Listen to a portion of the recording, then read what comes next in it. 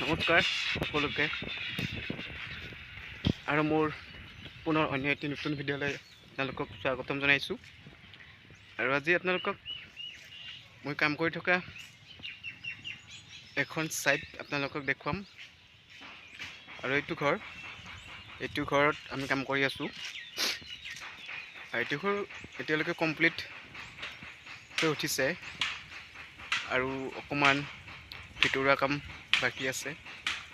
আৰু আজি আমি ফ্লোৰ প্লাষ্টাৰ লগতে টাইলছ কেনেকৈ লগায় সেইটো আপোনালোকক দেখুৱাম।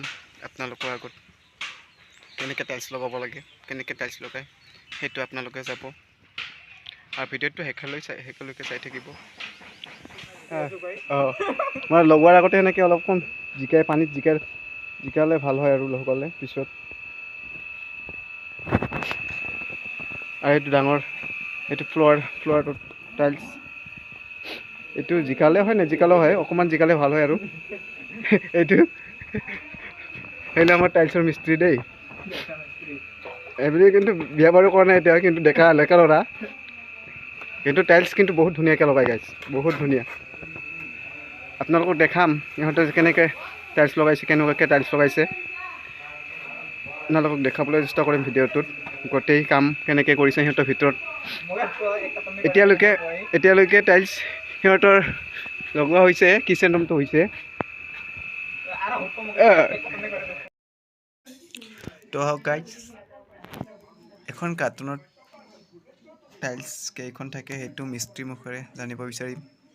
এইখন সৰু টাইলছ আৰু ডাঙৰ টাইলছ এখন কাৰ্টুনত কেইখন থাকে? 12খন থাকে ন? আৰু ডাঙৰটো এইটো ডাঙৰটো 4খন।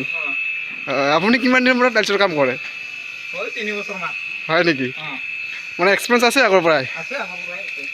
বঢ়িয়া, ভাল কথা। ভালকৈ কৰিবা কাম বুজিছা, ভালকৈ কৰিবা দেই।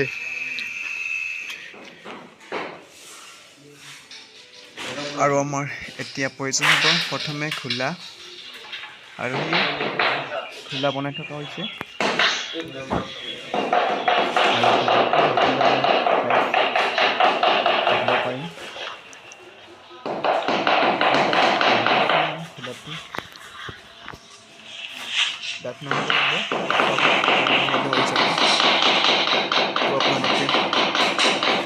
চাই থাকক, এইটো ঘোলা আমি সলাই আছোঁ আৰু অকণমান পিছত আমি টাইলছ লগাম।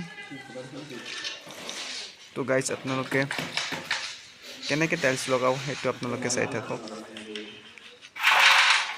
আৰু অলপ সময় পিছতে আমি টাইলছ লগাম দেই গাইজ। আমাৰ ঘোলা হ'লে দে আৰু সময় নাই। এইটো ঘোলা আমি সলাই আছোঁ আৰু অকণমান পিছত আমাৰ ঘোলা হ'লে আমি টাইলছ লগা আৰম্ভ কৰিম। তো আপোনালোকে চাই থাকিব কেনেকৈ টাইলছ লগাম আৰু কেনেকৈ লগাই সেইটো আপোনালোকে চাই থাকক।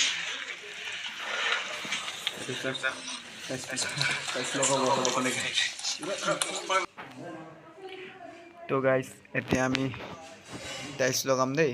আমাৰ হৈ গৈছে, খোলা হৈ গৈছে। এতিয়া আমি টাইলছ লগাম, টাইলছ লগাই আছোঁ দেই। এইটো আমাৰ টাইলছ লগাই আছে আৰু ভালকৈ লগাবি। কি হাঁহি আছোঁ, ভালকৈ লগা, ফিনিচিং দিবি দেই ভালকৈ।